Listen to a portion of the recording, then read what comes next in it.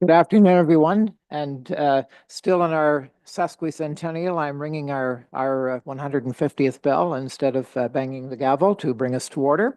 And want to welcome you to this afternoon's meeting and ask Councillor Forder to read our land acknowledgement. Yes, gladly. Thank you, Mr. Mayor. We would like to begin by acknowledging that we are meeting on the traditional lands and treaty territory of the Saugeen Ojibwe Nation, which includes the Chippewas of Nawash Unceded First Nation and the Chippewas of Saugeen First Nation. We also recognize the Métis, whose ancestors shared this land and these waters.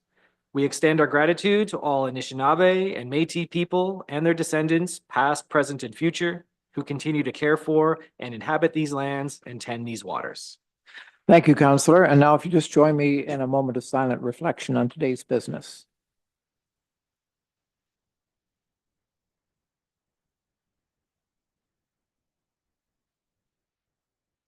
Thank you.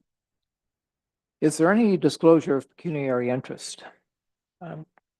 Councillor Forder?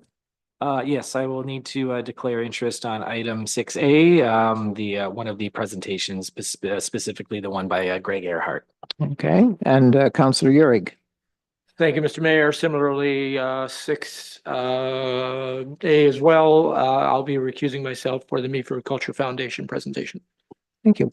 And I think that, it's important to note that your councillors are engaged in what's going on in the municipality, but occasionally have to recuse themselves because of either a real or perceived interest or the chance of an interest.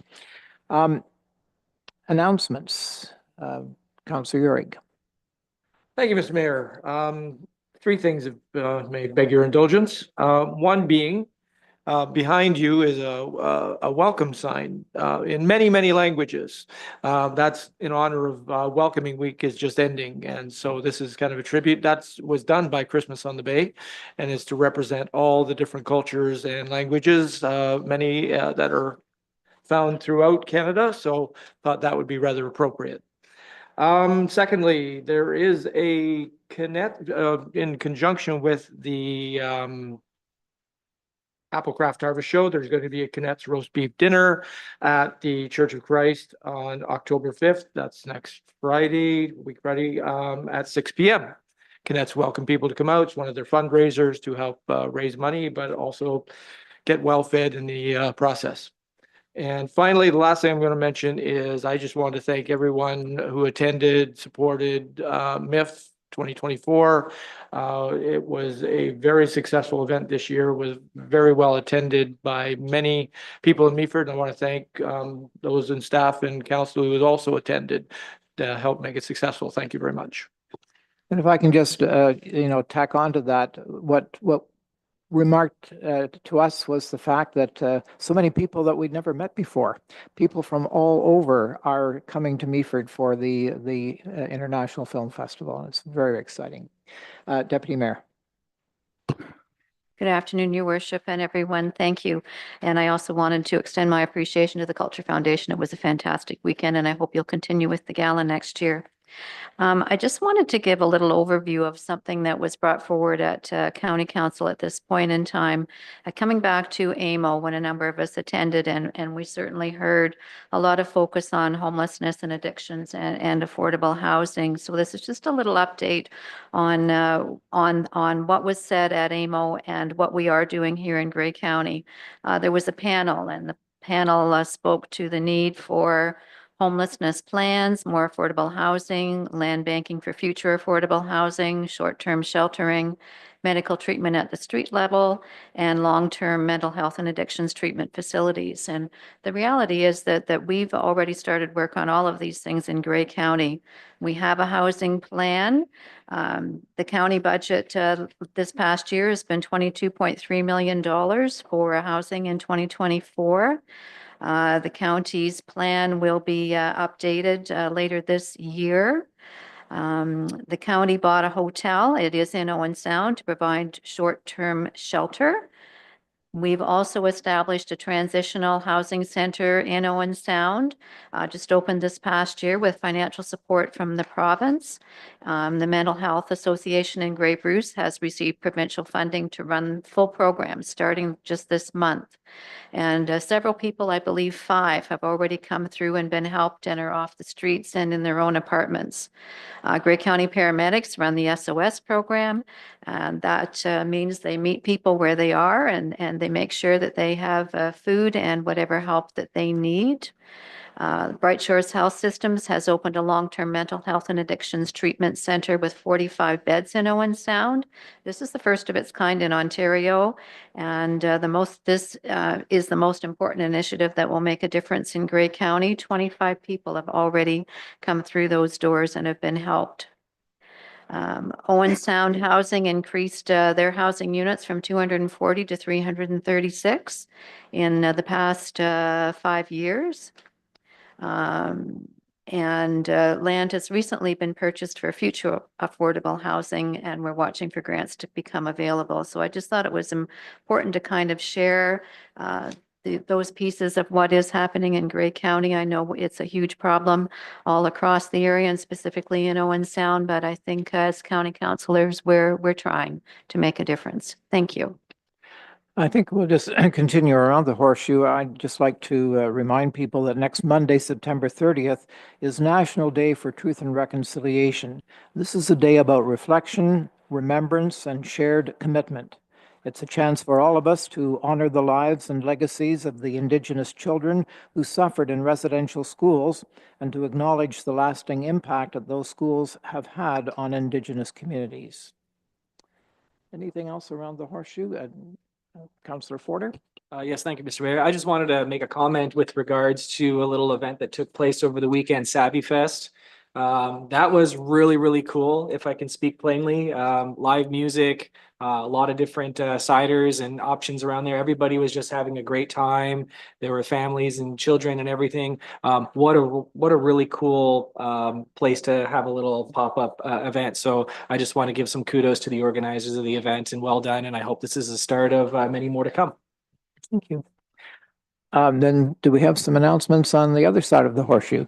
We do. I just wanted to extend a thank you for everyone that participated in the budget survey. It's now closed and we're hot into budgets and development for the next couple of weeks before we present and bring forward to council.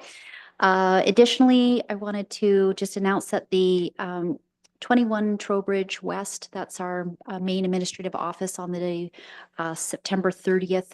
The front doors are going to be replaced. So for safety for everyone, we're just asking people to hold off and or to call or email the office if they needed any administrative support through that day. Next Friday, October 4th, the invasion happens, the parade route for Scarecrow Invasion. So the route itself, there will be closures along Sykes from Collingwood to Trowbridge, Trowbridge East, as well as Bayfield Street. And then if you go to the website or the main office, you can get yourself a handy or see the full route and all of its glory. For next Friday. And we also have 2 staff announcements. Promotion from we hired Rick McNutt back in 2018, and we're very excited that he's moving into the manager of Parks and Rec. I believe he started last week. And then we also have a seasonal person that's moving into the full-time role. Severin Wood is going from the transportation team, like I say, as a winter, now into a full-time position as our equipment operator. So very excited to see those 2 promotions within the organization. Thank you very much. So now we'll move into the public participation part of our meeting. Members of the public are encouraged to provide council with their comments and questions. Presentations must be pre-arranged with legislative services before the agenda is released and will be limited to 10 minutes. If a member of the public wishes to make a deputation on items on the council agenda or to ask a public question, they may do so either in person at the council chambers or remotely via Zoom. Members of the public wishing to make a deputation or ask a public question must register in advance with Legislative Services by 10 in the morning on the day of the meeting. And you can do that by contacting Deputy Clerk at meaford.ca or calling 519-538-1060, extension 1024, extension 1110. And an email with access information will be sent to those who register for remote participation. Deputations are limited to 5 minutes and public questions to 2 minutes. And just a reminder as well, the public may watch this meeting live via the Municipality of Meaford's YouTube channel, www.meaford.ca/YouTube. Pardon me, and we do have a couple of presentations today. And first, I'm going to call upon Dan White, who is representing the Meaford Culture Foundation, and he has a request for us. Dan, congratulations on the success of MIF this year. We'll get your mic turned on. Thank you, Mr. Mayor, Deputy Mayor, and Council. I'm appearing before you for two things, just to announce that we've had one of our more successful post-COVID events. We've managed to actually have to use the balcony on the Sunday night movie, so starting to bring back some of the audiences, and so it's really nice. The reason that I mention this is because we are at the end of our 5-year term contract with the town for the use of the hall at a reduced rate.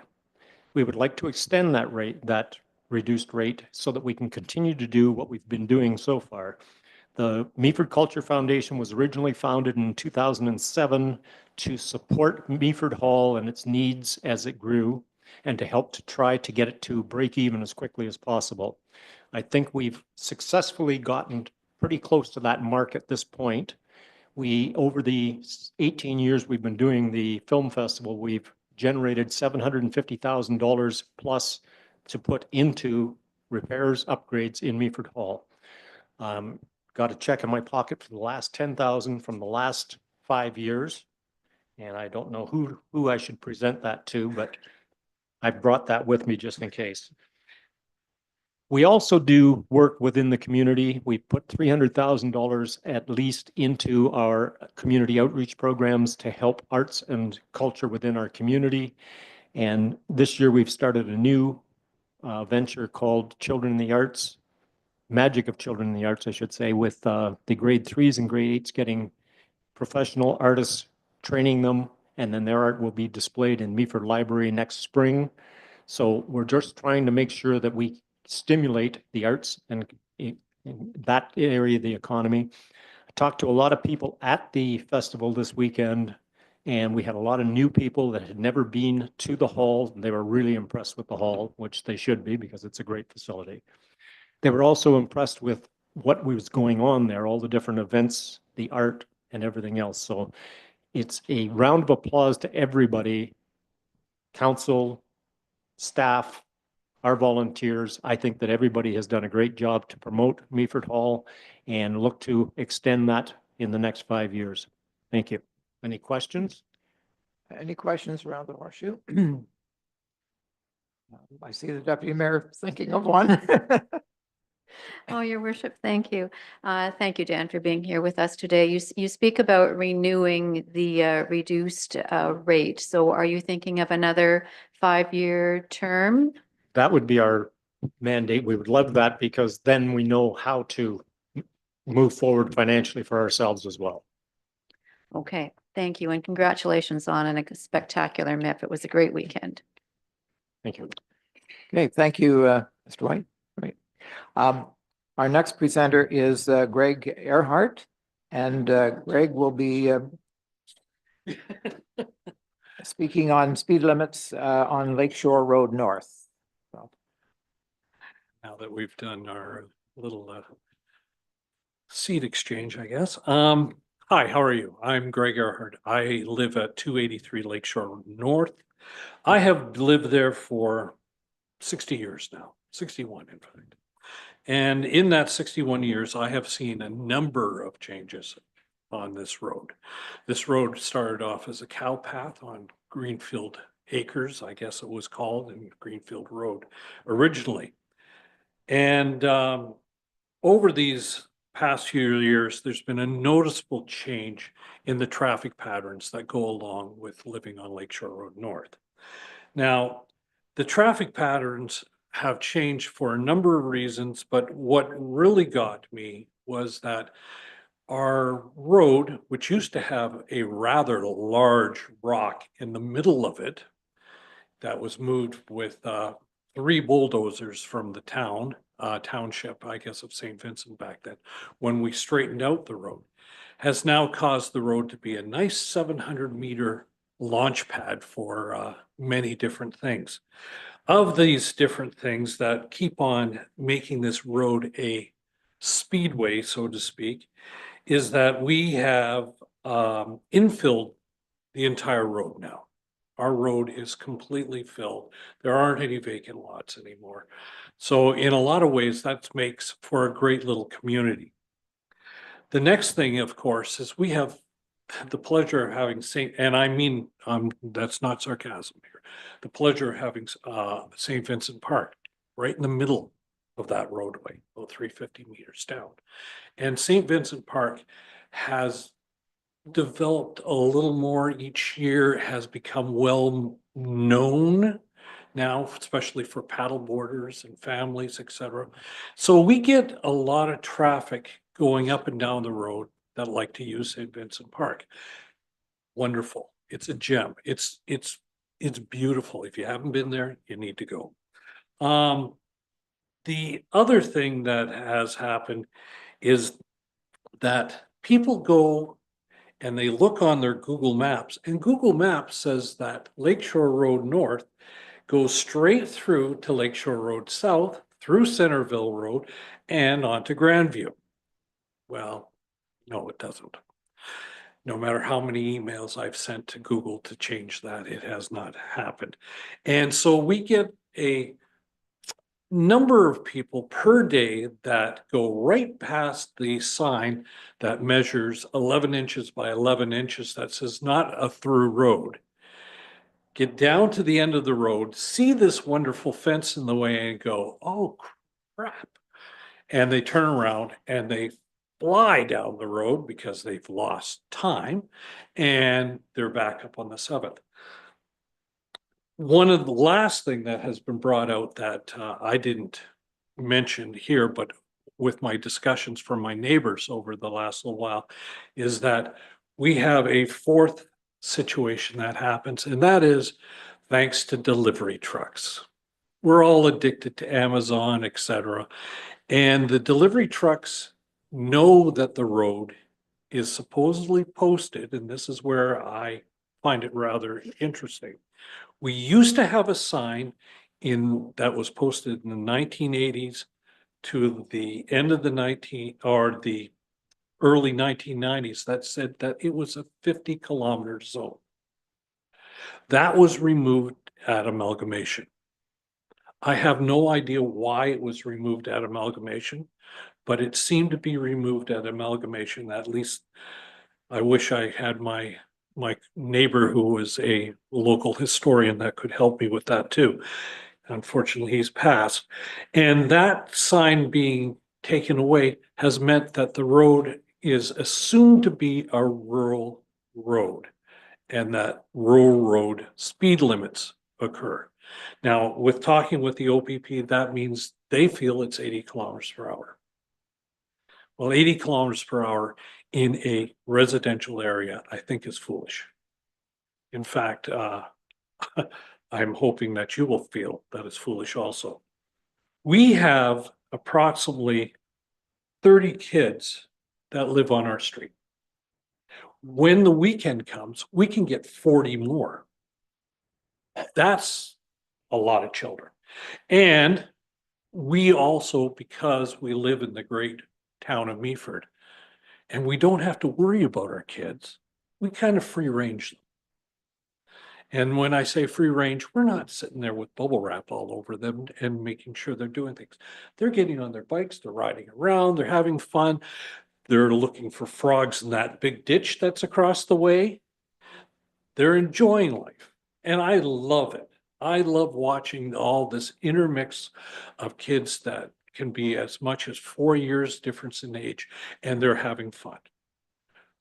But I also worry that what we're doing is we're going to have an accident at some point, because kids are kids. They don't look. You can tell them as parents all the time, please, please, please, or a grandparent in my way. But they do have that situation in which they get excited, they run across a road, and they don't look. So what I'm asking is that, as I've given you a paper that has been corrected and updated and given to Alexandra, is that we look at somehow changing the road from an 80-kilometer zone to a much reduced kilometer per hour. A community safety zone, I think, would be the best way of going about it. And a number of community safety zones we know about in the town have been changed in order to protect our kids. Now, another reason for the community safety zone is because of the park that's halfway in between. I think that use of the park is only going to increase in the next few years, now that the Centerville Park has been closed, as you all are well aware of. That's just going to even make more people come down this way. So in order to try to reduce any possible accidents or injuries, I would like to request that council look at making this a community safety zone. And with the community safety zone, I have stated that I felt that 30 kilometers per hour would be a great speed for that area with that many things going on. Now, I have also conferred with about 30 of my fellow, I guess, members of our roadway and got their feedback, of which I received 17. It's sort of split half and half. When I said 30 kilometers, some felt 40 kilometers was fine. Others felt that 30 kilometers was good because, let's face it, nobody would do it anyways, but they'll do it 40. So you'll get 40 anyways. I'm really, really appreciative of what council has done in the past and how they have listened to folks like myself when it comes to community issues. And I am sure that when you either pass this to the roads department or you discuss it among yourselves, you'll see that being forthright and thinking ahead, we are only going to do the right thing for our community. And when I talk about Lakeshore Road North, I guess I have to include Side Road 22. Because Side Road 22 from the 7th line down to Lakeshore Road North has a rather steep hill. And if anybody drives down that way, they'll probably have noticed that Esther Greenfield has already put up a sign, slow children, children playing, because she's got a number of grandchildren also that use the road. And people come flying up that hill, and it can be a safety problem. It is a safety problem. I don't think should be used. Anyways, I asked and I put forth a number of possible ways of slowing speed. These, of course, are up to council to discuss and pass on to the roads department. But things like the tabletop, what we call the speed bump tabletop that they use in Barrie. It's a rather large upwards flat area that makes it so that you can still plow the roads and it doesn't do a lot of affecting, but it keeps the speed down.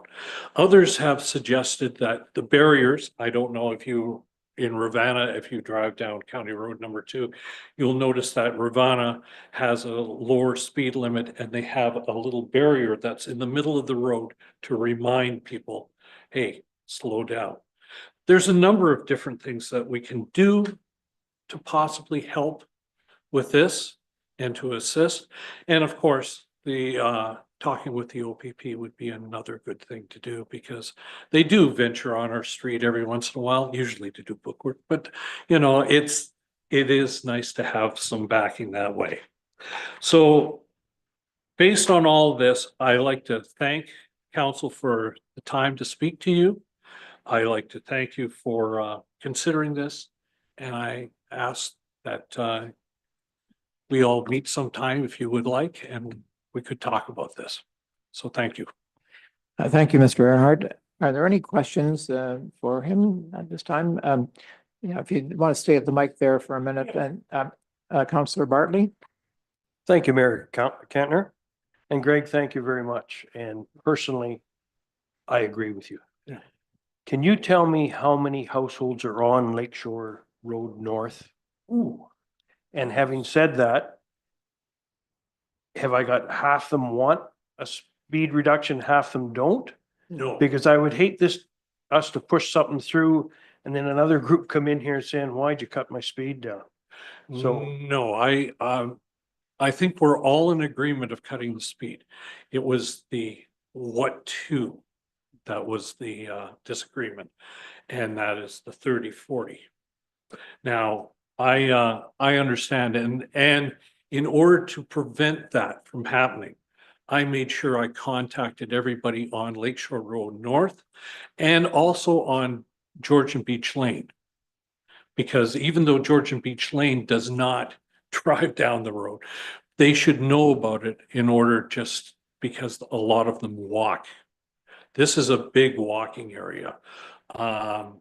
Walking and also riding. Tom Thompson Trail cyclists like to use this road rather than going down the 7th line, and for obvious reasons there. 20 houses, you figure? Okay, 20 houses. We'll go with my associates. And you have a majority. Oh, yes. Oh, yeah. That's what I was looking for. Thank you. Okay. Any other questions? Councillor Greenfield. Thanks, Your Worship. Thanks, Greg, for coming and speaking to us this afternoon. Some very valid comments. I think you were right in mentioning that perhaps part of this problem begins on 21-22 as it turns off the 7th before it gets to Lakeshore Road. And aside from those who live on the road, you mentioned visitors to the park, but just visitors to the area, visitors to the people who live on Lakeshore. The numbers escalate. I'm hoping council will take this into consideration and do some discussion in the future, and I'm hoping that you and perhaps some of your neighbors would join with us in discussion, further discussion as to what might be the best solution for the problem. We would gladly sit down with you. I know that the neighbors have really got together in the past. And the one thing about Lakeshore Road North that I sort of the local historian now of the area, because I've been there so often, I can tell you who used to live there, like our mayor and myself. His father used to live just 3 doors down from me. We have a sense of history and also a sense of ownership. And when you have a sense of ownership for an area like our group does, we have a tendency to want to do the best, not only for the area, but also for the town. That's why when I brought up the idea that we have St. Vincent Park in the way, we're proud of that park. We really are. As members of that community, we're proud of that park. We're thankful that the Parks and Rec has done some improvements this year to the park, which has made it even nicer. But I can tell you that I'll sit on my front porch and watch the number of vehicles that go by with paddle boards, and they will number in excess of 10 on a beautiful evening where people are out enjoying. We've got a gem. We have just the most beautiful area in the world. And, I just want to make sure that your liability, our concerns are all met. Councillor Uri. Thank you, Mr. Mayor, and thank you, Councillor Greenfield. I'm glad you brought up 21, 22, even though it's now 22 only. Yeah, it's It'll 22. always be I 20 go back. I grew up on 21, 22 side road and it'll always be 21, 22 side road to me. But I would say, I fully support you and I think you're absolutely right. It's a very reasonable request and I think for safety purposes. I also get concerned because ironically, I was actually on a road meeting with a local utility individual on 21 side road, the other side. And I'm not blaming Johnny B's, but since it's been there, there's so much, that road has grown in population anyway, a lot since I was there many, many years ago. But now, since Johnny B's there is also a lot of vehicular traffic, and that has also become quite a speedway. So the only thing I would add to staff is when we are looking at this and investigating this, we might want to think about mitigating speed in some capacity on that road as well, because it's adjacent, it's consistent with both. So your concern is apt, but maybe even beyond your border. I know that Councillor Forder is not here, but Councillor Forder and I were talking about greater issues within the town and the rural areas about these kind of things, because Valor Road, or the 9th line, as I used to know it all the time, is now down to 70. And there's a good reason for it. There are reasons for looking at these kind of things. And I guess once you address the little things, then the bigger picture comes into focus. And once again, I'm glad to sit down with anyone, and I'm sure I could get any of the people in our area to help with this. Thank you, sir. Thank you.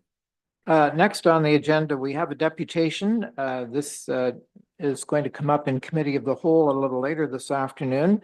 A request to purchase an unopened road allowance. And we have Andrew Pascuso, who is speaking to this, and I believe he is with us virtually. Can you hear me, Andrew? I can hear you, Mr. Mayor. Can you hear me? Yes, we can. Thank you. You go ahead. Thank you. So my name is Andrew Pascuso. I'm a registered professional planner on behalf of Monica and Michael Belcourt, as well as their numbered company. And I'm speaking today, I'll be very brief, but I'm speaking on item 9A, which is staff report COM 2024-13. This is a request to purchase an unopened road allowance known as John Street. Just a bit of history. My clients have been in discussions along with myself and staff for much longer than a year to obtain John Street. Originally, we had discussions about boundary adjustments, and those boundary adjustments have gone through your committee of adjustments.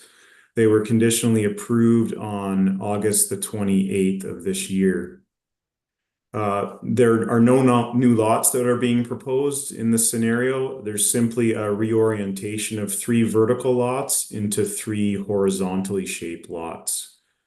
And this would allow consolidation of my client's barn and house and a number of other outbuildings onto 1 lot.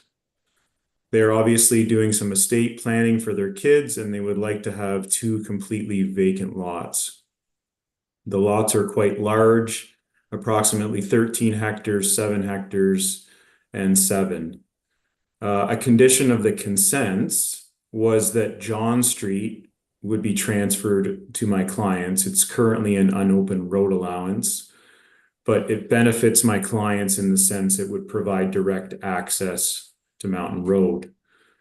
It's important to indicate that neighbors were notified of this process, the road purchase, and we met with the neighbors and they have no concerns. The staff report before you today recommends declaring the lands surplus, which obviously I'm here to indicate my support for and hope that council will go ahead and approve the recommendations in the report. There's also 4 terms or conditions listed within the report.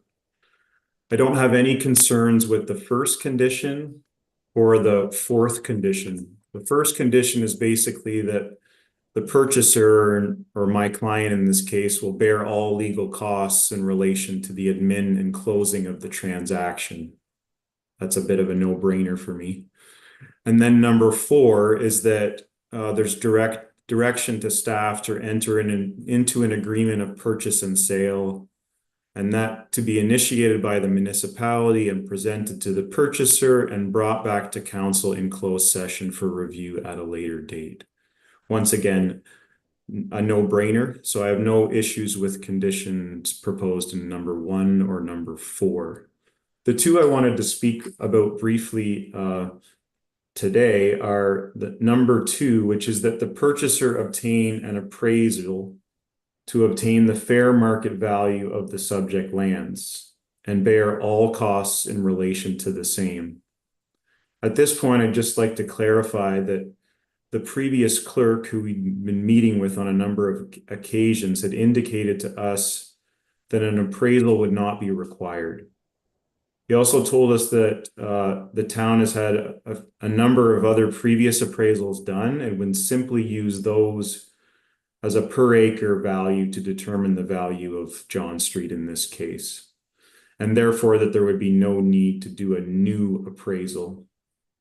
Please keep in mind that in no way do I want council to say no today and refuse the recommendations in the staff report. I was simply looking for council to consider some flexibility in this specific condition with regard to the appraisal, which may be something like the words "if necessary" or "if an appraisal is necessary." And then the third item in this list of conditions is related to a survey being required by an Ontario land surveyor. Once again, the previous clerk had indicated to my clients and myself that a survey would not be required, as all of John Street would be transferred and previous reference plans for John Street could be used. So it's my hope that staff would have some flexibility in reviewing the requirements to satisfy the conditions in this recommendation. That's basically all I have to say. If you have any questions, I'm more than happy to answer them. Thank you for the opportunity to speak. Thank you, Andrew. Questions from council? I don't see any. I'd like to ask you what the advantage then to the municipality is of doing this this whole transaction. That's a great question, Your Worship. I would suggest to you that the liability associated with having an unopened road allowance and the cash value. Please keep in mind that my requests today are that we don't want to pay the municipality for the road allowance. We are more than happy to pay fair market value. It's just doing an extra appraisal when some have already been done and providing a survey when there are already surveys completed appear to be unnecessary for me from my position. But as I said, I would like council to support the recommendation. I hope that answers your question, but I think having a road allowance that's unopened, unmaintained, and really has nothing to do with anyone traveling it over the future period of time is unnecessary and inappropriate, I would say. So transferring the road allowance is probably in the best interest of the municipality. It just may be more to the point. Can we anticipate like that there will be houses built on these 2 lots that would produce taxes? Or I'm just not clear on a couple of things about that. The report is just not very fulsome in terms of what the ultimate use is going to be of these properties. Yes, you're correct and forward thinking, Your Worship, in that the orientation of the revised lots will allow new homes to be constructed and obviously continuance of taxes being paid on those 2 properties. Okay, thank you. Any questions from staff?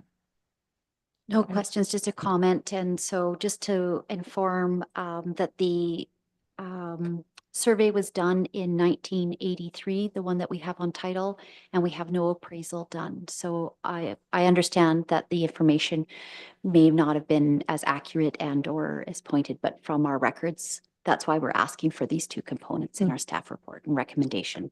Okay, thank you very much, and thank you, Mr. Pascuso.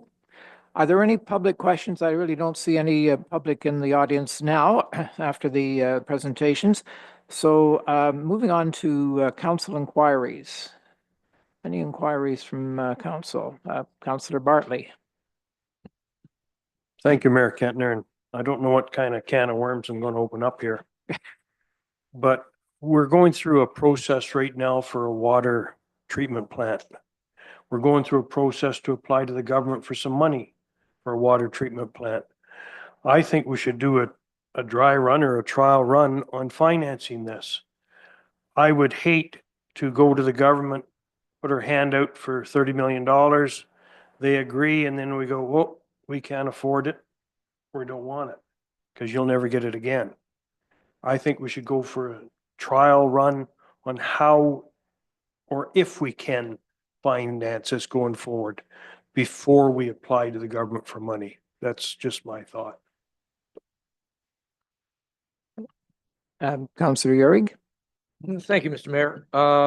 One thing, I just wanted to follow up with, and harkening back to last October, I did ask about event signs being placed on both sides of Meaford. Again, 150 was kind of a big year for us, and I was kind of hoping that it would be in there somewhere to kind of take advantage of that. That hasn't come to fruition. And I fully appreciate staff position that we did not have an economic development kind of department in place now then, but now we do. So I'm hoping that we can revisit that request so that we can get those made, because I think that would be a vital tool and complement for many of the events, organizations, and things that happen in this wonderful community. So if we could revisit that and just see what we could do, hopefully we could be ready for the 2025 busy season. Thank you. Councillor Greenfield. Thank you, Worship. Through you to, I guess to our CAO. We will soon be entering into budget deliberations for 2025. I'm just wondering at two of the committees that I'm serving on, we have had reports of 2024 projects that are being done for the information for our new members, and most of the members on the committees are new. I'm just wondering where we're at with those 2024 projects. I'm sure we'll hear about them once we get into the budget deliberations, but I'm kind of curious. I'd like to know how close we are to finishing some of them. How are they completed? Have they been started before we go into budget? I don't know if that's fair or unfair to our staff, but I want to throw that out. Would you like to respond to that? Yeah, I was going to say I can go back and Yeah, take a look at all. okay, sure. Does that work, or do you want to just keep going? Why don't we collect the questions and then you can have at them, okay? Sure. Deputy Mayor. Thank you very much, Your Worship. And my pet question does come back to speeding. We've been hearing about this for a very long time now, and we recognize that in our current master transportation plan, there was a suggestion that council consider lowering the speed limit within the urban area from 50 kilometers to 40. And I'm just wondering if staff have had any discussion about that. I am thinking of bringing a notice of motion forward later in the meeting that we do exactly that, and would want that certainly to include the area of concern that was brought forward to us today by Mr. Earhart. So just asking for comments from CAO Buckham on speeding. Okay, other questions? Councillor Bartley? Thank you, Mayor Kentner. So we are going to get back to my original question. I thought it died there. So I'm going to throw another one at you. Bayshore Road, I understand there's some issues down there. Could we get a report on how we're going to finish that and how much money we have to come up to finish it, to make it so that we don't leave a deplorable mess on Bay Shore Road? Thank you. So I think there's I'm happy to say a lot of yeses in this. So that's good. But starting with the financing options for the wastewater treatment plant, absolutely, that has been top of mind. I'll say since I realized the price tag of all of this, so quite early on. And I think there's also some other options in regards to what municipalities have come up against. Some of that includes looking at whether or not a utilities corporation makes sense, and so that the burden isn't held in the same way. It's a different mechanism than straight into taxes. So definitely looking at financing options. And I definitely hear looking at those sooner than later so that we know how far down the line we are. We're also in the same time looking at, of course, our total capacity. So when do we have to get into any new development for the wastewater treatment plant also helps us know exactly when we need to start the borrowing, if you will. So all of that is underway. Are we at a stage of, bringing a report to council? Not yet, but we can certainly bring forward, I'll call it like a briefing note of where are we at with our information, just to give you confidence that we're looking at these varieties. So we can look at doing that. Finishing Bay Shore and a progress update, and how is the state going to end there. Certainly, I can also bring something forward that would give you kind of solace to where that is at. So I hope that starts us in that direction of getting you the fulsome answers. Anything other than that on those two, Steve, or is that? Oh, the first one on the wastewater treatment plant, we have to have our ducks in a row properly. Yep. Because if you apply for the money, you've got to spend it in a certain amount of time. You have to spend it within 2 years, I think. And yeah, they've changed a little bit of the parameters, and some of that was also you can't even apply until you're at a certain stage, which is why we didn't get our application accepted last time. So you're right, they've got, because they're doing their budgeting, they want us to be in the, I'll say right at the start. So you're right, we won't be able to apply unless we understand the design itself, and that's our next big hurdle. But we think we'll be there, I believe. I hate to say a number, so I won't. But yeah, I think for the next application process, we'll be ready for that because of the requirement to have our EA done. Yeah, I look forward to seeing something soon because it scares me to jump into the fire and not be ready for it. Absolutely. Yep. And not know all of our options that are available to us. And then Signs, event signs. I am very excited to say that certainly that will be up. We are just we were discussing, I want to even up until Friday, the cost of event signs, how many event sign, what kind of signs. So all of that will be in the 2025 budget. And certainly is something that, we recognize the importance of. So that will be coming forward in the budget for sure. Progress report on our strategic initiatives. Absolutely. Thank you for bringing that up. It is actually something that, again, we've taken a little bit of a pause just because we needed to get back to, if you will, working on the 2025 budget and the work plans for that. But I do anticipate bringing forward a report on an update on the capital projects as well as on our strategic initiatives and where we are. Some of them, like you say, we haven't started. We wouldn't have necessarily always had all the resources for it. I think that was known even at the time that we put them together, that they were up until the end of 2026, but we have made progress on some, so very excited to bring those forward too. Speeding, absolutely. I think maybe similar to how we're handling a couple of the notices of motion. I think it's come up even from residents sending in notes in the last month or so as well, that looking at the speed, throughout town and even in some of the rural areas is really necessary. So absolutely, I think that can be accomplished as well. I'll take it back so that I can get a fulsome idea of whether or not we need to tie that together as an overarching. So I'll work with our transportation team and director of operations to make sure that we don't want to do little bits and pieces because that gets confusing, but certainly I will chat with them and just make a plan forwards and update you guys from there. Yeah. Okay. So if that completes questions, inquiries from council, let's move on to our consent agenda. Only one item, so I just need a mover and a seconder to put that on the table.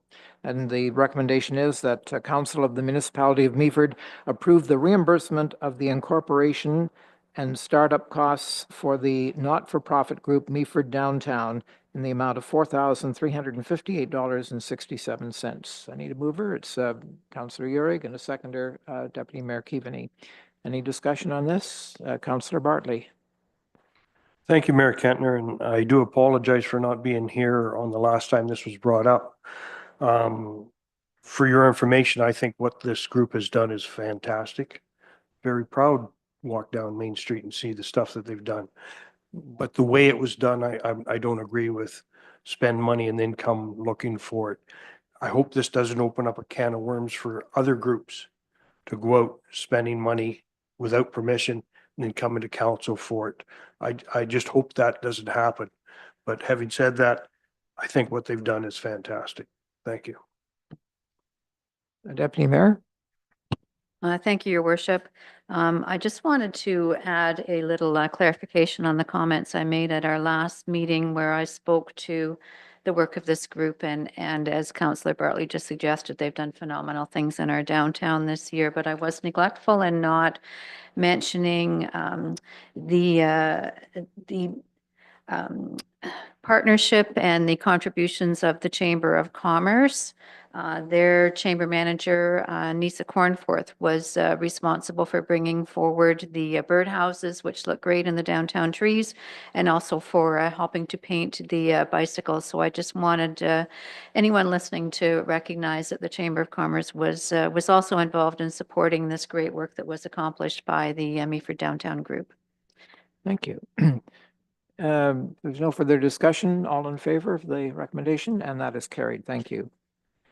There's nothing else to consider. I need a motion to move in committee of the whole now. Moved by Councillor Forder and seconded by Councillor Greenfield. All in favor? And we have a couple of things here. First of all, the request to purchase the unopened road allowance. The recommendation is that Committee of the Whole recommend Council declare the subject lands surplus and proceed with the land disposition process subject to the following terms and conditions. Number one, that the purchaser bear all legal costs in relation to the administration and closing of the transaction. Two, that the purchaser obtain an appraisal to obtain the fair market value of the subject lands and bear all costs in relation to the same. Three, that the purchaser obtain a survey by an Ontario land surveyor and bear all costs in relation to the same. And four, direct staff to enter into an agreement of purchase and sale to be initiated by the municipality and presented to the purchaser and brought back to council in closed session for review at a later date. Need a mover and seconder for that? Did we have Councillor Bartley and Councillor Greenfield? Discussion on this. Deputy Mayor?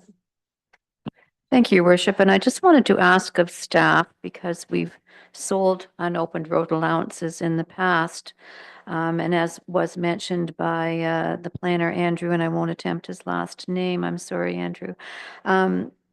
Is this a consistent policy that we use when we sell these particular parcels, the unopened road allowances? Or is this kind of a new set of recommendations for this particular case? Or is this going to be the practice moving forward?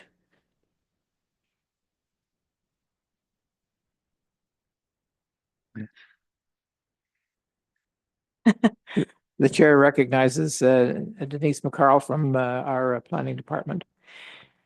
Thank you, Your Worship. So it is best practice that we would have appraisals for lands unless it's like a very minute piece of land that really would be not even worth what an appraisal would be worth. I can't speak to the previous practice because I mean, I've only been here 2.5 years. So I haven't seen it that many done. But I think what we've been doing over the past few months is working on cleaning up more of a predictable process and to ensure that we're protecting the public assets and the monies of the corporation. So that is one of the reasons why this is being brought this way. It's pretty much a best practice across Ontario. And I think Alex has been doing an excellent job trying to create a more structured surplus lands and purchase policy. If that answers the question. Councillor Greenfield. Thank you, Your Worship. Through you to Ms. McCarl. To legally complete the conditions of the sale of the road allowance to a private buyer, are an appraisal and a survey necessary? And if that's the case, I really think it would be the purchaser who would be paying for that, since it would seem to be the purchaser who is going to get advantage of the sale. Can you help me out there? Through you, Your Worship. So yes, the purchaser would be paying for all the costs because they're asking for something that, you know, as their own interest. So the taxpayers and the municipality shouldn't be paying for appraisals for individual landowners to purchase lands adjacent to them, et cetera. So the first question, if I understand, was, are these required? We believe they're required because of the date of the previous survey or plan that is on title. It's not any, I think we were talking about it being from the 70s or 80s. So it's just not recent enough. And so we feel like a proper description needs to be provided of the property. In terms of appraisal, we don't have another way to create to know what the fair market value of the lands are without an appraisal, and we're not qualified to appraise property, and that was why that was requested by staff.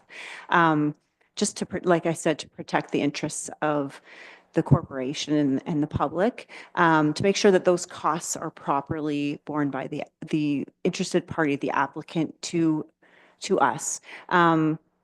Does that make sense? So yes, we agree with the councillor's assertion that yes, those are costs that should be borne by the individual interested, not by the municipality or the taxpayers. And another question or follow-up? If I may follow up, thank you, Denise, for that. I have to admit, before I saw this report, I didn't even know this road allowance existed. That's back even before my time. No, I appreciate that, and I guess I'll just throw out, this is approximately a 66 by 400 foot piece of property. The price of lots in the rural area these days are, yeah, anyway, that's another discussion. Thank you. Councillor Bell. Thank you, Mr. Mayor. So I think what I would like to see from our staff is our former policy. Deputy Mayor, you alluded to this. When we had a former councillor, Mr. Vickers, we had some land that was come up for sale, and I believe at the time the number was $2,500 for an acre. At that time, our friend and fellow former councillor said that was extremely cheap. I think if Paul was watching, I don't think I have put him in bad light on that. And so now we have got someone who wishes to purchase, and now we are looking for fair market value. We have changed the rules. And so my request, I want to see this corporation's former policy on acquiring land and its appraisal value as listed. Because now, if we're doing this, I believe we need to do a change of policy. And then if that's the case, these individuals on this particular application, are they under the old or going to be under a new? So I have always thought about the price of the land being very, very cheap. And we've had many out in Sydenham Township where this has come up. And we've had areas that have been taken by individuals for very minimal amount of money. So if we're looking at protecting the health of the finances of our corporation and increasing what a value is per, I guess, hectare would be the right terminology today, I'm just going to leave it. I think I like to see the former one. And if we're doing a new one, I need to know that we're doing a new one. Thank you. I'm going to turn it over to our clerk, Alexander. Thank you, Mr. Mayor, through you. I really appreciate all the discussion on behalf of council. You guys are raising a lot of the points that I've been looking into when this file sort of fell onto my desk. The current policy that the corporation has is from 2007. It says appraisal of property. Council may or may not require an appraisal of the subject property, period. That's it. So because this file has already been initiated, the neighbors were involved, we're kind of in the middle of the process. That's why we decided to bring it to council. We talked to staff about it as well, and we're trying to cover all of our bases in that regard because the policy is not sufficient. It's 3 pages long.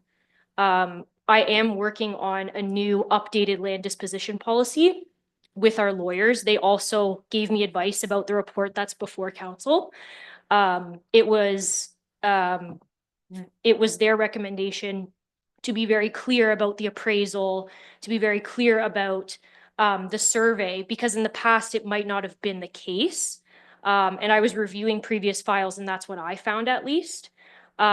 So to answer your question, I'm happy to circulate this policy, but we had to be very specific with the recommendation because I'm not sure that the policy covers everything that we need it to cover when we're going through a land conveyance. Councillor Urick. Thank you, Mr. Mayor, and thank you, Alex. That makes a lot of sense.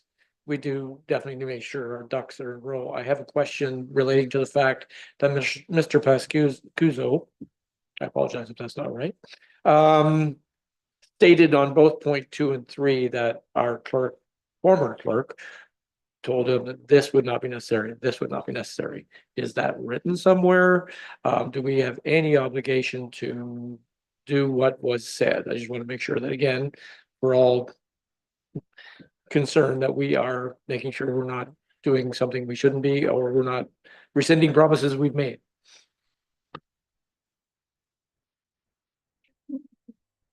I think that, again, just promises can be verbal, and certainly we don't at this time have anything documented. The opposite is actually true. And again, the policy as well as, kind of, I'll say standard best practice would go into this side of things, and following through with these 4 recommendations.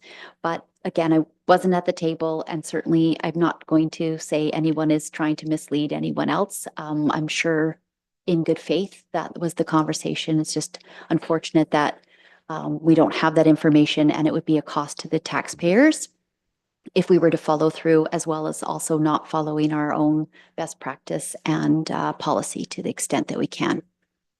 Alex.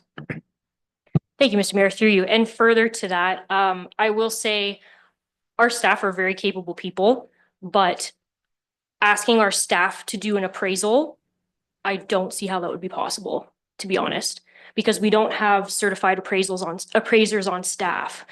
And I'm not an appraisal expert, I'm not a real estate agent, but usually in the process of obtaining an appraisal, I believe the appraiser looks at other value and they do that comparing process to then bring them to their appraised value, right? So I just don't know how we could even possibly do that. And same thing with not getting a survey. We need to know what we're selling. When it came down, and this is the thing, I can't confirm that the previous clerk actually had the proper title search done, because on title, we have a subdivision agreement that was registered in the 70s, and then there's also a survey that was registered in the 80s. So I don't know how we would possibly fulfill that promise anyways. And I would just comment that knowing our former clerk, as I did, I don't believe he would make a promise. Quote, promise. Councillor Bartley. Thank you, Mayor Kentner. And I was about to say the same thing. I agree with staff 100%. The i's have to be dotted, the t's have to be crossed. It has to be surveyed. If I was doing it, I would have to survey it. I would know I would have to pay for that. It has to be done properly. It has to be appraised. It's big enough for a whole building lot, 66 by 400. That's a good enough for building lot. It needs to be appraised. The i's have to be dotted and the t's have to be crossed to move forward. Thank you. Councillor Bell. Thank you again, Mr. Mayor. So on the policy that was read, would you be so kind as to read that again?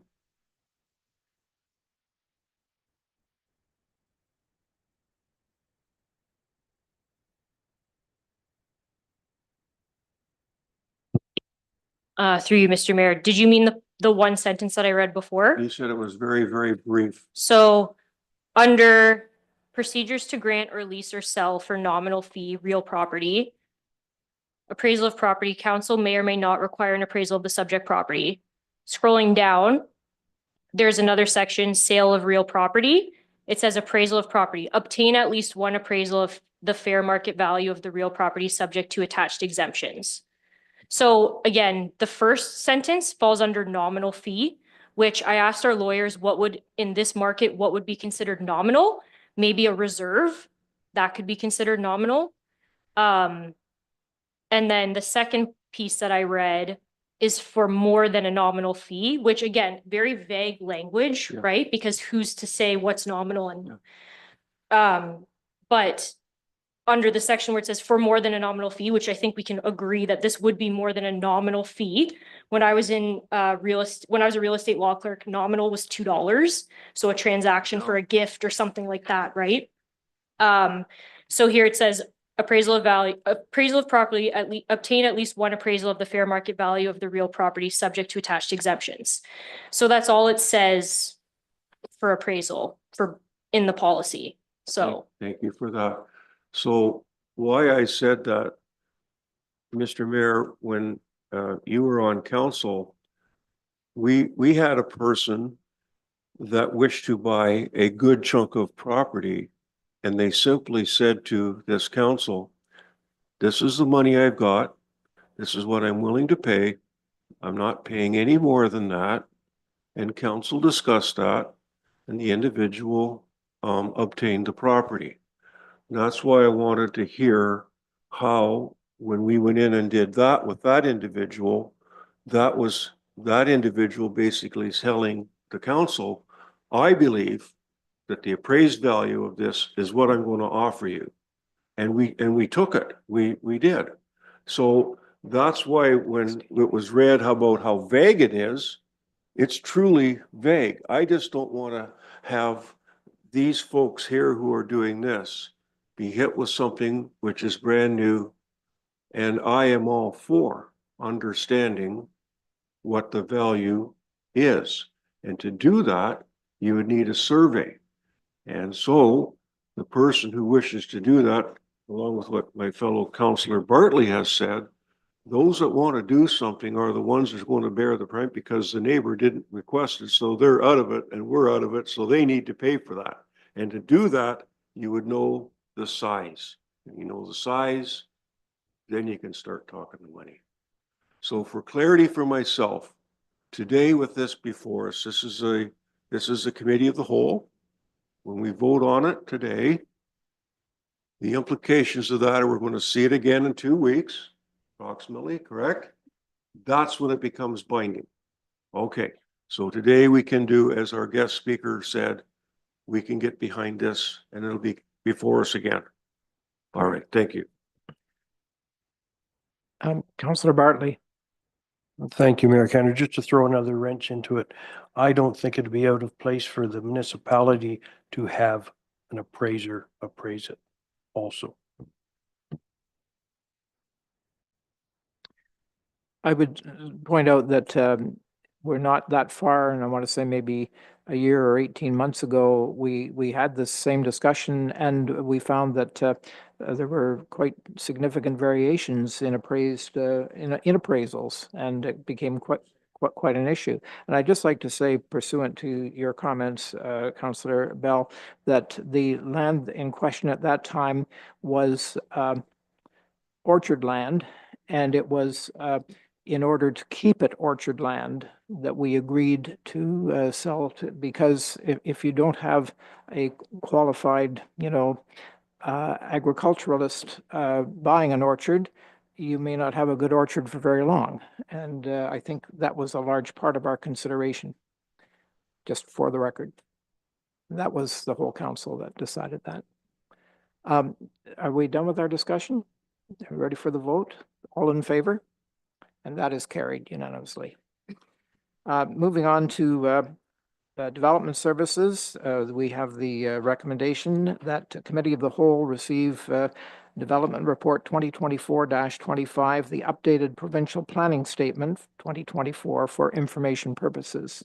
So a mover and seconder to put this on the table, Deputy Mayor Keaveney and Councillor Forder. Any discussion of this? I think we've all read it and understand it, and Councillor Forder. Yes, Mr. Mayor, thank you very much. And through you, I just have a couple questions, maybe some comment from staff here. So how does the updated provincial policy statement address the issue of affordable housing? And if so, how should Meaford adjust its local planning strategies to meet those needs? And I'll let you answer that, but I also do have a couple other questions if you don't mind. Thank you.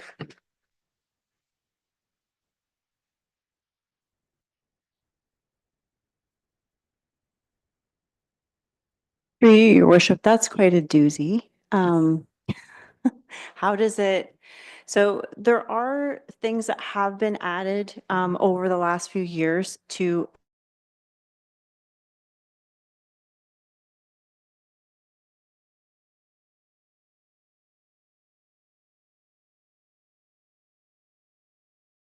all the ways that the updated PBS assists in that regard. I don't think that we fully can understand and appreciate yet.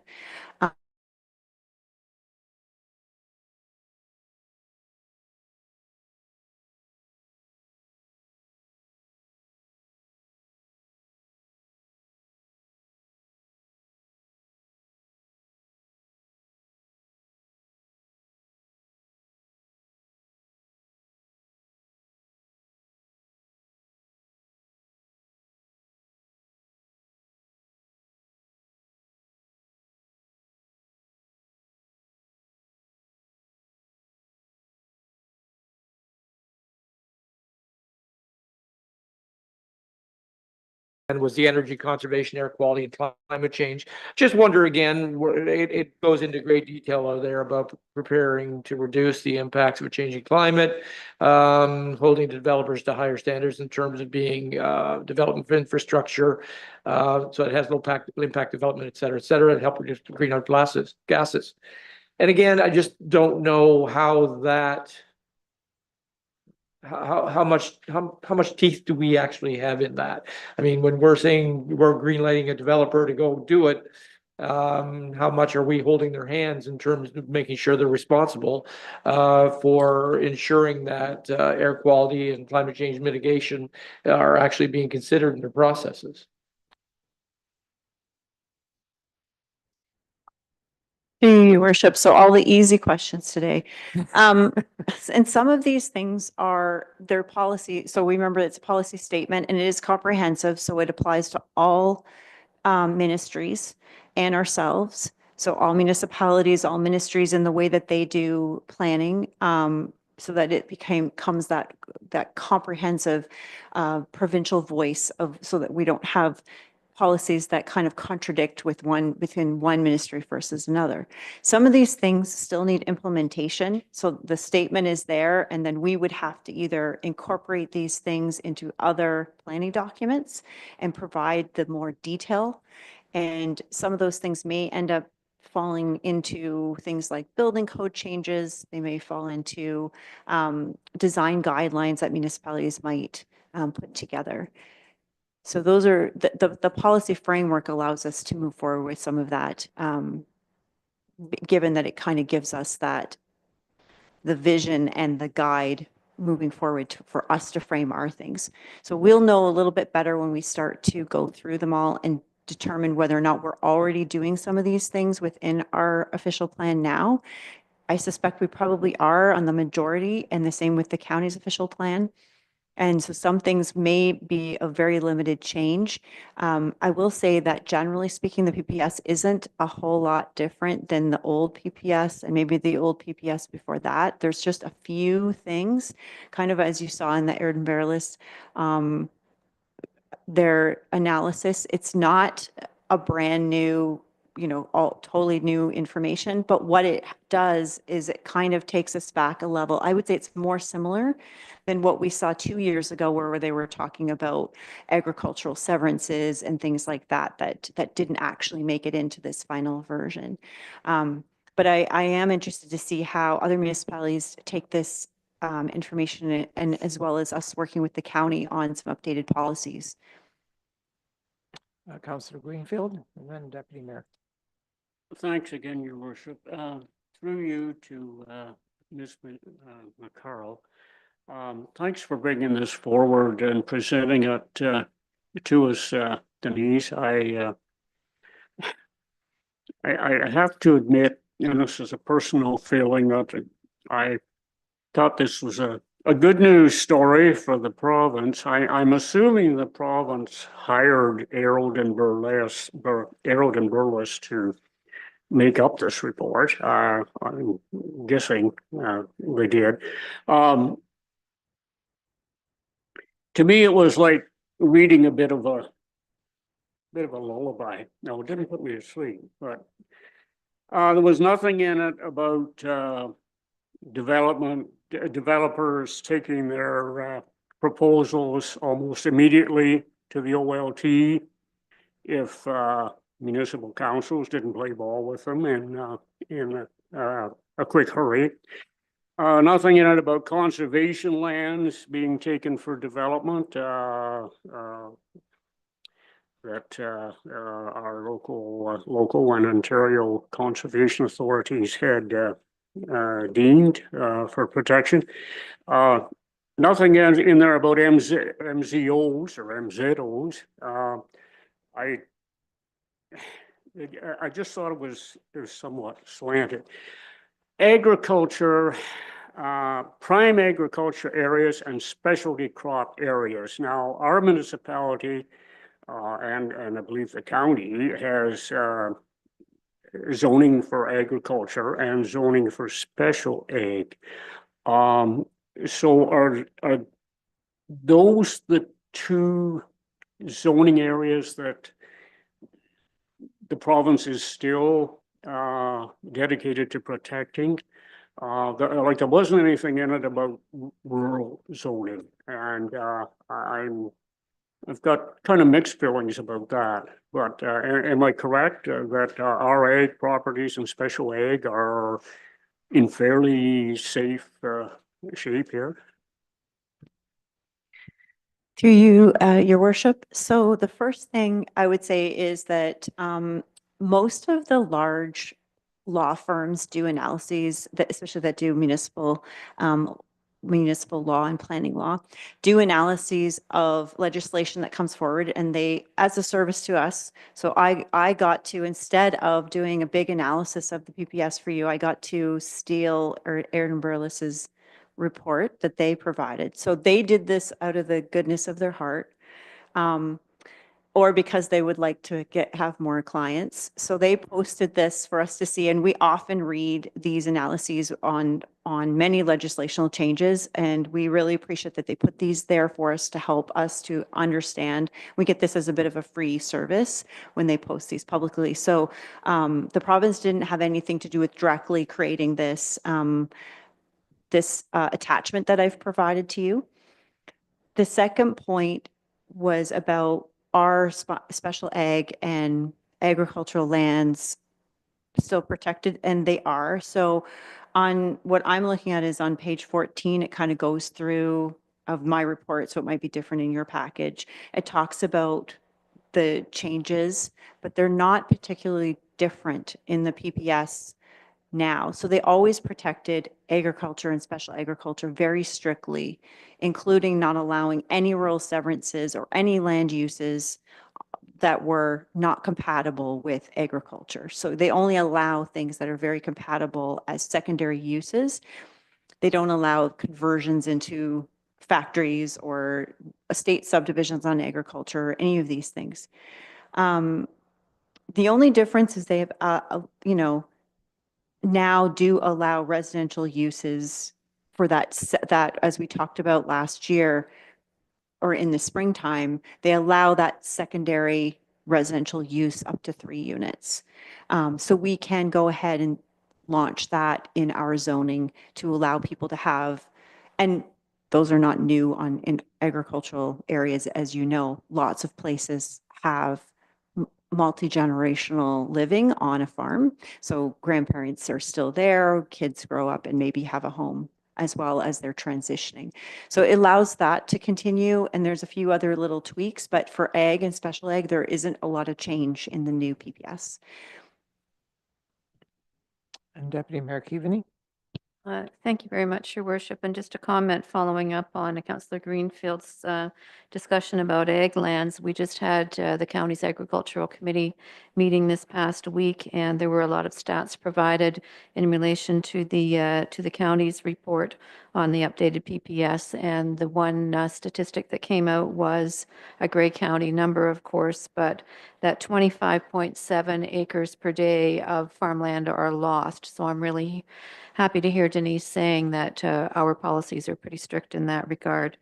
My first question, on page 6 of our report, it states that planning authorities shall base population and employment growth forecasts on numbers provided by the Ministry of Finance. And this came up last week when we were talking about DCs, that those numbers are considerably higher than the numbers provided by Hampson. So I just wondered what impact that has on any of the planning that we are doing in relation to this update to the PPS, and are we using that number, and do we have a breakdown of the Minister of Finance's number specifically for Meaford?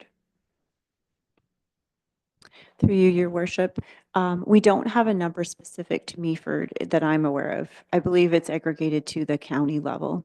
It would be great for us, we could probably estimate that a little bit. And the county and ourselves through our planning kind of meetings that we have been talking about comparing the projections that we had in our official plan and the county's official plan, which are the same based on previous projections, probably based on what has been happening over the last few years versus the Ministry of Finance ones. We're going to be re-looking at those a little bit and determining whether or not we can kind of estimate as well as possible what municipalities within the county are in the faster. We kind of see that through the stats but the faster growing groups and how we can estimate our own lower tier numbers based on the ministry's numbers.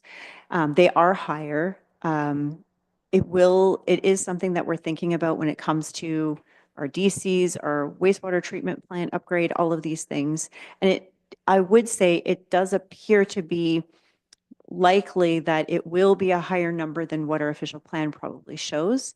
Our official plan is probably looking at it more municipally wide, whereas for our wastewater plant, for example, we're more concerned about the urban area.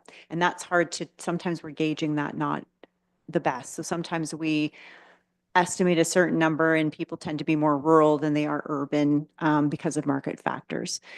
So it is something that we're keeping our eye on. It's not, you know, I don't think, we're not 100% sure where the Ministry of Finance got the numbers from or how they estimated. But I think it is important to note that they are repealing the growth plan as part of this. So this one document will become the document that includes all the growth plan related things. And those are some of the things that we're expected to do, which is to monitor growth and make sure we're monitoring our target densities and things like that, which are not things that were in the old OP or the old PPS. Are we ready to vote on this report? All in favor? And that is carried. Thank you very much, and thank you for your help, Denise. Updates from members appointed to County Council, committees, and local boards, and I turn it over to Deputy Mayor Keaveney for a report on County Council. Thank you very much, Your Worship. County Council last met on September the 12th. We meet again this Thursday.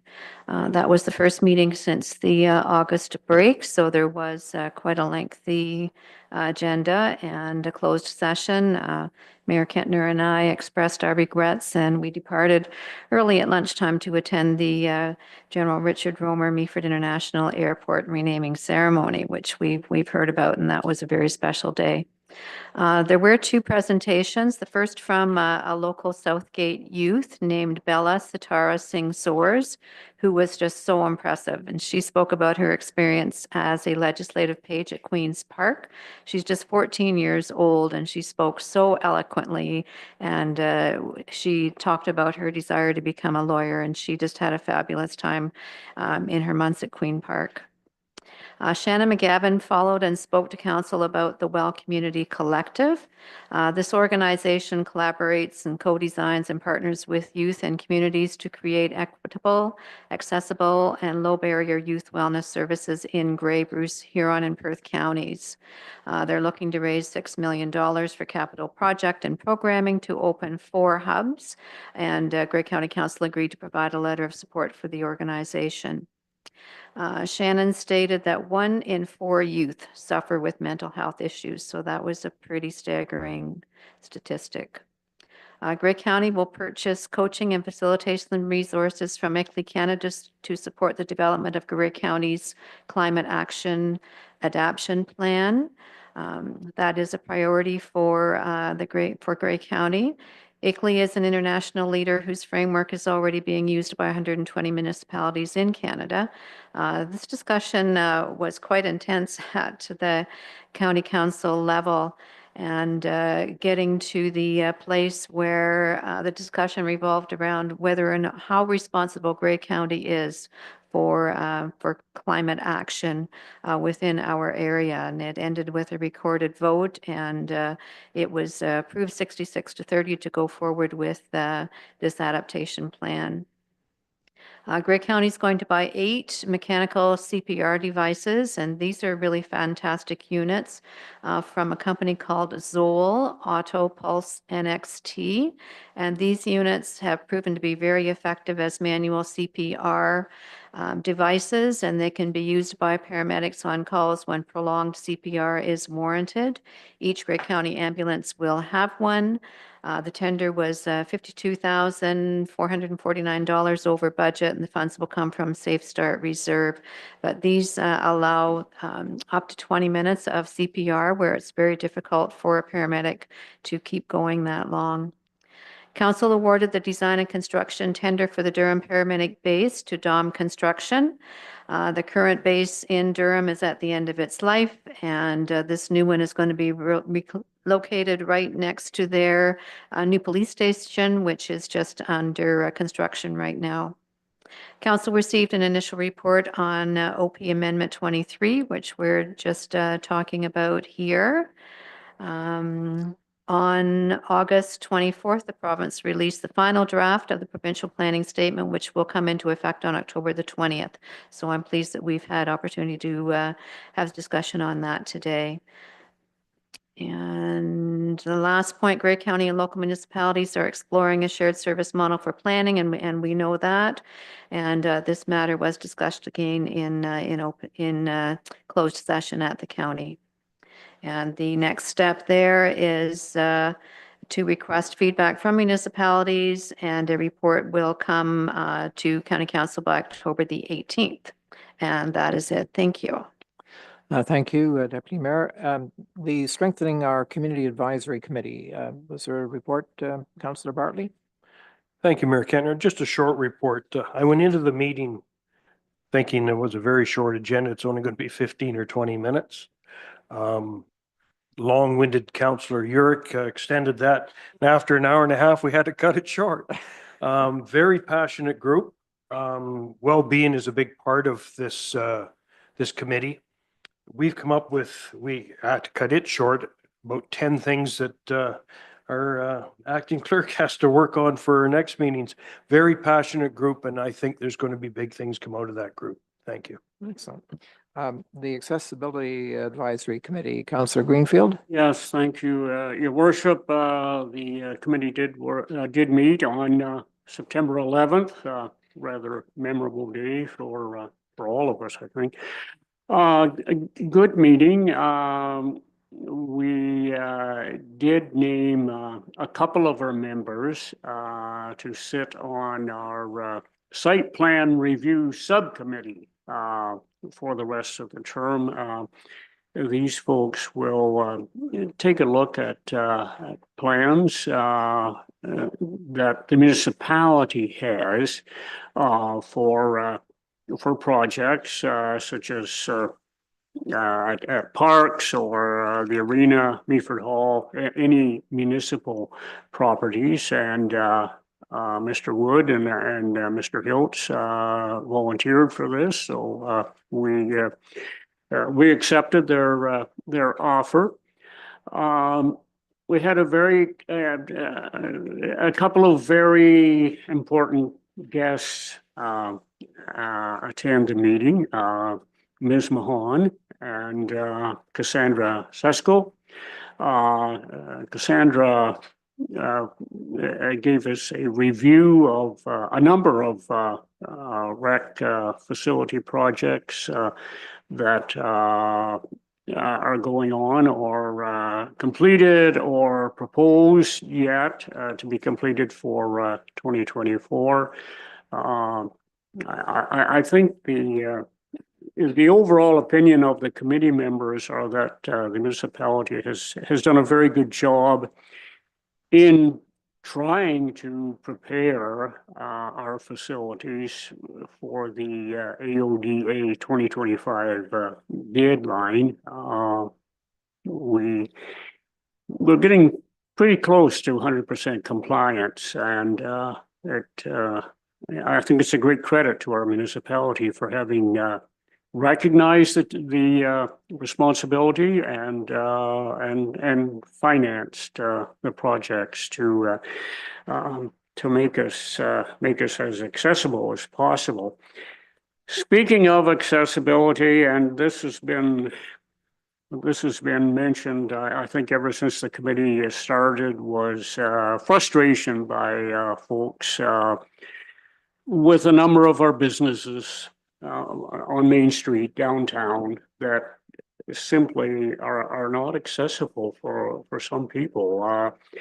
It's difficult for some to believe that a 7-inch step makes it impossible for some people to get into a building and into a business. And we're hearing that, hey, look, we want to go in there. We've got some money in our back pocket. We want to buy some things in there. We want to maybe have a lunch or a dinner there, or get in and at least browse the products that are for sale. But that one step to the front door that's the barrier, and it's unfortunate that that is the case. So the desire was again fortified that the committee hopes the municipality can work with our downtown businesses, especially to make them more accessible. Something like a change from a simple step to a ramp.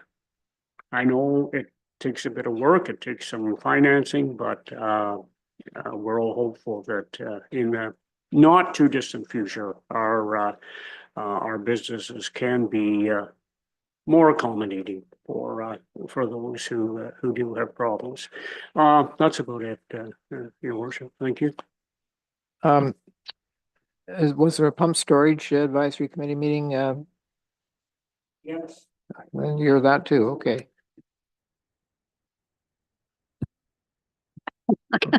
Councillor Greenfield, thank you, Your Worship. I'm not sure about that, but please jump in and add anything that I might miss.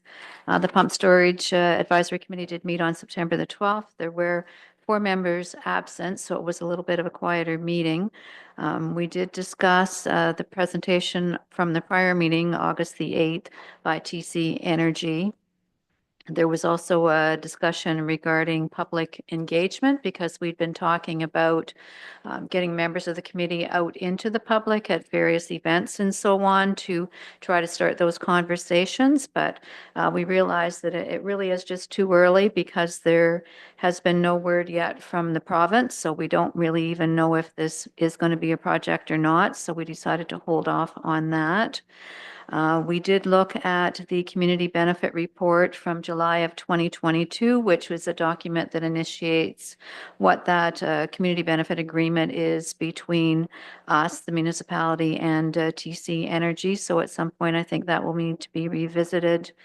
And Kirsten, who was present at the meeting and who is our staff person for the TC Energy project, advised that all questions, because a lot of questions come up at the committee level that just can't be answered at this point in time. So she's created a very well-organized parking lot under the various categories of concern: environment, economic impacts, infrastructure, workforce, employment, social, cultural, and so on. So all of those questions are being collected and they're being recorded under those categories so that at some point they can be answered when the information is available, either by ourselves or by TC Energy.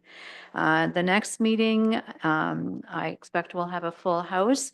Tom Buck, the president of Save Georgian Bay, will be presenting, and that meeting will be right here in Chambers on October the 10th at 5 p.m. Thank you. Any other boards or committees? Deputy Mayor again. Thank you, Your Worship. And I just wanted to quickly mention the Bogner Hall Board met on September the 11th, and Director Eric Baldwin, our Director of Economic Development, attended. And I just wanted to expend, I'm sorry Eric's not here today, but to extend my appreciation to Director Baldwin because he was really well received by the board, and we had lots of conversation, and Eric spoke to opportunities for collaborations and partnerships and how the municipality can assist in promoting the activities of the board and their marketing initiatives and so on. So it was just a really wonderful conversation to be present and to listen to see how this collaboration is really growing between us and the good folks in Bogner. Okay, I need a motion to move out of committee of the whole now. Councillor Bell and Councillor Urick, and that's at 2:14 this afternoon. Moving on to councillor motions. We have notice, or do we have any notice of motions? Councillor Urick. Thank you, Mr. Mayor. This is going to kind of fall under the auspice of what I discussed earlier with the event signs. So once again, believing that our municipality utilizing every opportunity or vehicle we can to espouse what's going on in our community. With the recent name change at the Major General Romer Meaford International Airport, that's a mouthful. would be, I would like to bring forth a notice of motion to potentially acquire the rights to the signage at that airport. Once again, that's our northern gateway to the municipality, so that might be something we could utilize to our benefit for all things Meaford. So I think that would be something we should look into. Thank you. Deputy Mayor? Thank you, Worship. And we did allude to this earlier in the meeting, but my notice of motion will be to request a report from staff regarding the suggestion in the current master transportation plan to look at lowering the speed limit in the urban area from 50 kilometers to 40, inclusive of the area that was mentioned today out on Lakeshore North and any other areas adjacent to the urban area that staff feel this change in speed limits should apply to. Thank you. And then any other notice of motions? Okay, we do have a couple of motions to deal with. And once again, I'm going to turn it back to Deputy Mayor Keaveney for, I believe you have two motions. So let's go with number one. Thank you, Worship. So we will start with this one, and I think for the benefit of anyone listening, I will read the motion, and I apologize, it is a little bit lengthy. This is for the development of a policy for rural health care. The recommendation, whereas rural health care is a vital service that directly impacts the well-being, economic development, and sustainability of our community, and whereas municipalities play an important role in advocating for equitable access to healthcare services for their residents, particularly in rural and remote areas where service delivery is often challenged by distance, resource constraints, and demographic shifts. And whereas several Ontario municipalities, including the City of Belleville, City of Timmins, Municipality of Kincardine, City of Kingston, Town of Collingwood, Township of North Huron, and Prince Edward County have developed rural health care policies that address specific needs such as physician recruitment or mental health services or telemedicine infrastructure. Therefore, be it resolved that Council of the Municipality of Meaford directs staff to initiate the development of a comprehensive rural health care policy aimed at 1, assessing current gaps in healthcare service delivery within our rural areas. 2, collaborating with provincial and federal health authorities as well as healthcare providers to improve access and quality of care. 3, advocating for additional funding and resources to support local healthcare services with a focus on mental health, elderly care, and emergency response. 4, exploring partnerships for innovative healthcare delivery models such as mobile clinics and telehealth services. And 5, ensuring that the policy addresses the specific challenges faced by vulnerable populations in rural areas, and that staff be directed to consult with relevant stakeholders, including healthcare providers, residents, and other municipalities, and provide a report with recommendations for policy to council within 6 months. And I hope that's all fairly self-explanatory, but I'm very happy to add any further information or thoughts regarding any questions council may have. And have we got this on the table officially, or do we? A second, yes, seconded by Councillor Urick. Discussion or questions for Shirley. Councillor Bartley? Thank you, Mayor Kettner, and I put this to our CAO. Is that 6-month timeline acceptable? Can this be done? I think the challenge is under current resourcing. So I think my challenge back is to look at what model for resourcing. I do think a lot of this has been discussed over several years. I just don't think we've ever pulled, if you will, the resource together to put a comprehensive report forward. This is also at a policy level, not at an implementation. So we can't solve the problems in 6 months. I just want to set that. But I do think that there are a number of municipalities that are looking at these policies, and we can learn a lot from them, as well as having, the current doctors in town are quite involved and have already met with myself. I know they have also met with other counselors, but I think getting the policy portion together within the 6 months is certainly reasonable based on the number of stakeholders that are very engaged. Certainly, I would come back if I felt that, when we take a look at this, we aren't able to resource with the current resources, whether or not a contracted resource would be the way to go so that we can actually get to a place of a policy. And at that point, you would come up with a cost on what that's going to cost. Thank you. Councillor Greenfield.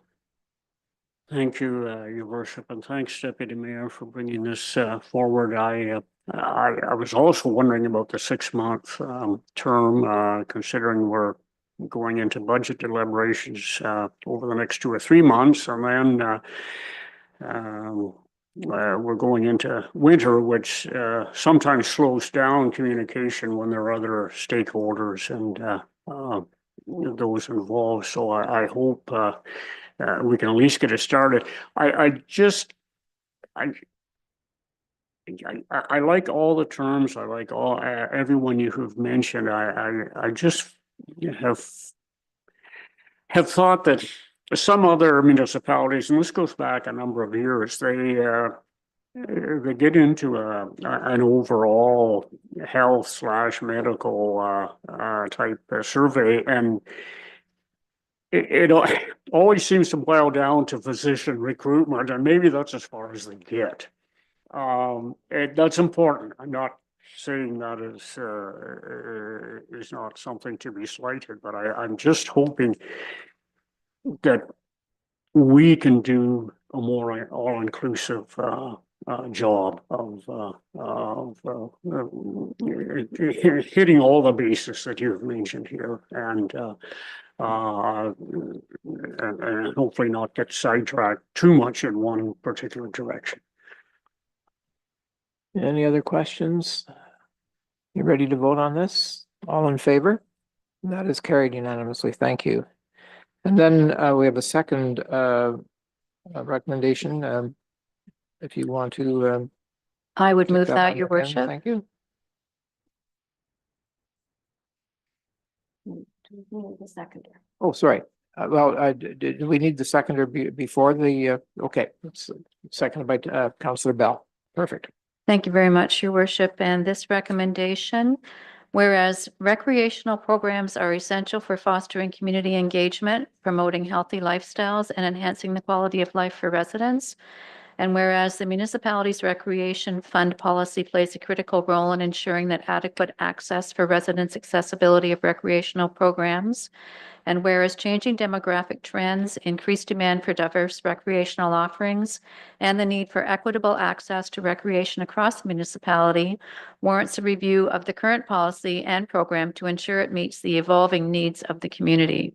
Therefore, be it resolved that Council of the Municipality of Meaford directs staff to undertake a comprehensive review of the Recreation Fund policy and program with the objective of 1, evaluating the current funding structure to ensure that it adequately supports the access to recreation for people whose incomes are below the lowest provincial tax bracket in 2024, and that wage is $51,446.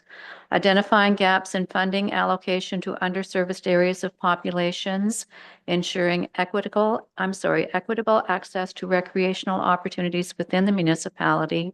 And 3, considering the potential for increased collaboration with local organizations, schools, and private sector partners to enhance recreational services for the lowest provincial tax bracket in 2024 of $51,446.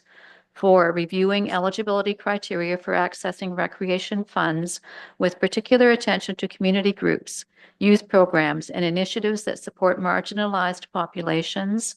And 5, assessing the long-term sustainability of the recreation fund and recommending adjustments if necessary to align with future growth and development plans, and that staff be directed to consult with key stakeholders, including recreational service providers, community groups, and residents, and report back to council with recommendations for potential policy and program amendments also within 6 months. And I'm happy to entertain any comments and questions, Your Worship. Questions, Councillor Bartley? Well, thank you, Mayor Kentner. Thank you, Shirley, for bringing this forward. Twice you mentioned the tax bracket of 51,446. Did we not raise that this year? Through your worship to Councillor Bartley, we did raise the income threshold to $90,000 for our current recreational fund. And that number doesn't necessarily change. We're just looking at this number as a starting point for discussion in this policy revision, because we may or may not change that $90,000 as a recommendation in this report, and CAO Buckham may wish to add to my comments from there. It just, I will just add a little bit to that. By going up to the 90,000, we did see quite an intake, and I don't know that, and this is why we wanted to do a comprehensive review, is whether or not we were hitting the target group we were intending. So some of the, I'll say, target areas that we've seen with this program in the past has been for that lower tax bracket. Additionally, it's been geared towards programming within the municipality. Businesses within the municipality would be also the target group. So there's a couple of elements here that the current program has moved away from, that we're going to just review, all encompassing all the way back to, like I say, some of the original program intent, as well as what's the best practice today. So back to Shirley's point, it doesn't mean it won't include, it just meant that we can look beneath that number that it currently is sitting at. Other questions? Councillor Forder. Thank you, Mr. Mayor. And through you, thank you, Shirley, for bringing this forward. I really believe in this. One suggestion I may make, I don't know if I'll suggest this as an amendment, is that we mentioned youth programs specifically, but we don't mention anything for seniors. So I don't know if that's just included as a result of the comprehensive list of objectives here, but that might be something to consider, is that we look at including seniors as specifically named if we're also naming youth, unless I overlooked it. But otherwise, I wholeheartedly support this, and I appreciate you bringing that forward, Shirley. Thank you. Councillor Greenfield. Thanks, Your Worship. I certainly agree with the notice of motion. I think in the name of community health and well-being, this goes along with it very well. And I was impressed by the number of times the word access is mentioned in this. And again, that's very important. Is that all the questions? Then I'll call the question. All in favor? Great. I'm sorry, Your Worship. I just wanted to come back to Councillor Forder's comment and suggest that I would be happy to see that amendment made to add seniors into the discussion. So I just thought perhaps we should deal with that before we approve the motion as it's written. Are you going to second that? Well, it does say in here under 4 that with particular attention to community groups, youth programs. So it does encompass everything as far as I'm concerned, the way it's written.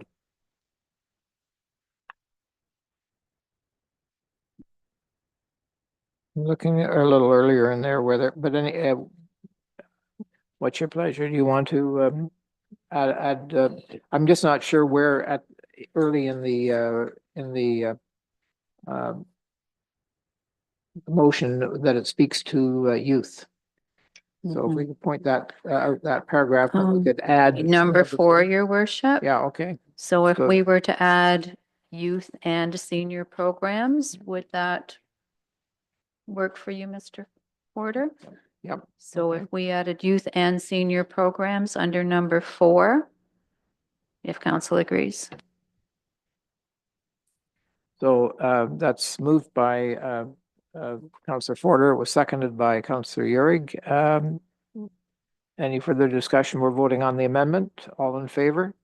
And that's amended then to read reviewing eligibility criteria for accessing recreation funds with particular attention to community groups, youth and seniors programs and initiatives that support marginalized populations. Okay, all in favor?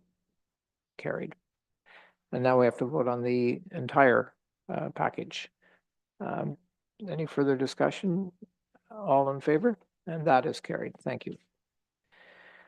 Okay, moving on the agenda, we have the adoption of minutes. It's recommended that Council of the Municipality of Meaford hereby adopt the minutes of the council meeting held on September 9th, 2024. Mover and seconder, Councillor Forder and Councillor Bell, all in favor? Thank you. And is there anything from the communications list that anyone wish to raise? Seeing none, we'll go on to that is it. So the next item is actually, we're going to move into a closed session. The resolution is, be it resolved that Council of the Municipality of Meaford does now go into a closed session at 2:57 p.m. To discuss first, personal matters about identifiable individuals, including municipal or local board employees, specifically relating to a planning shared service model with Grey County, with the CAO, acting clerk, and director of community services and HR in attendance. And B, to discuss the receiving of advice that is subject to solicitor-client privilege, specifically relating to the ongoing process for the TC Energy Pump Storage Project with the CAO, acting clerk, pump storage project administrator, senior communications officer, and municipal solicitor in attendance. So we will report out on this meeting a little later this afternoon. Thank you.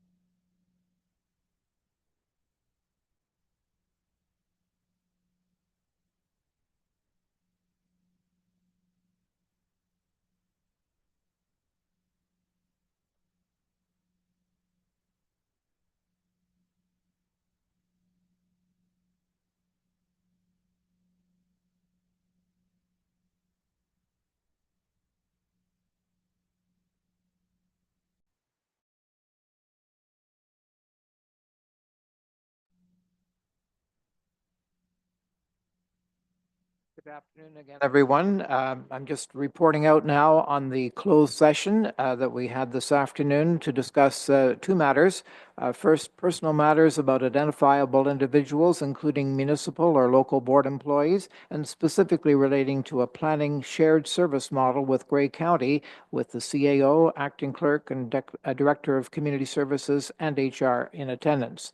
And then a second part of the meeting to discuss the receiving of advice that is subject to solicitor-client privilege, specifically relating to the ongoing process for the TC Energy Pump Storage Project with the CAO, acting clerk, pump storage project administrator, senior communications officer, and municipal solicitor in attendance. Now I have a confirming bylaw, and the recommendation is be it resolved that bylaw 2024-47, being a bylaw to confirm the proceedings of the Council of the Municipality of Meaford at its regular and special meetings held in the month of September 2024, be taken as read a first, second, and third time, and finally passed. Mover and a seconder, Councillor Greenfield, Councillor Bartley, all in favor? That is carried. Thank you. And I declare this meeting adjourned.